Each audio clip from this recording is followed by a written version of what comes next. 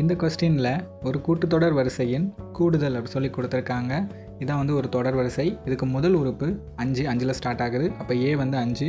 முதல் உறுப்புக்கும் ரெண்டாவது உறுப்புக்குள்ள வித்தியாசத்தை டின்னு சொல்லுவோம். வித்தியாசம் என்ன? 6 கூடி இருக்குது. ஸோ அதை எழுதிக்கிறேன். லாஸ்ட் உறுப்பு அதை வந்து எல்னு சொல்லுவோம். எல் வந்து 95, அதையும் எழுதிக்கிட்டேன். இப்போ நமக்கு கூடுதல் கேட்டிருக்காங்க. கூடுதலுக்கான ஃபார்முலா என்னென்னா n/2 2a + n-1 d தான் வந்து கூடுதலுக்கான ஃபார்முலா. இப்போ நான் என்ன பண்ண போகிறேன், இதில் எனக்கு ஏவும் தெரியும் டியும் தெரியும், ஆனால் n மட்டும் தெரியாது. ஸோ நம்ம என்ன கண்டுபிடிச்சா தான் இந்த ஃபார்முலா யூஸ் பண்ண முடியும் இல்லையா? நமக்கு எல் கொடுத்துருக்காங்க. ஸோ எல்லுக்கு ஒரு ஃபார்முலா இருக்குது. என்னென்னா a + n-1 d. ஸோ இப்போ என்ன, இப்போ இந்த ஃபார்முலாவில் எல்லாத்தையும் போட்டு நான் என்ன கண்டுபிடிக்க போகிறேன். ஸோ எல்லோட வேல்யூ 95ன்னு போட்டேன், ஏயோட வேல்யூ 5ன்னு போட்டேன், n தெரியாது, அதான் கண்டுபிடிக்கணும்.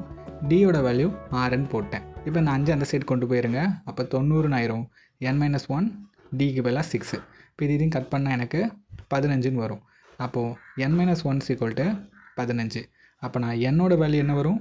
16ன்னு வரும். அப்போது என்னோட வேல்யூ கிடச்சிருச்சு. இதை இந்த ஃபார்முலாவில் சப்ஸ்டியூட் பண்ணுவோம். எல்லாத்தையும் சப்ஸ்டியூட் பண்ணுவோமா? அப்போ Sn = என்னுக்கு பதிலாக என்ன போடலாம்?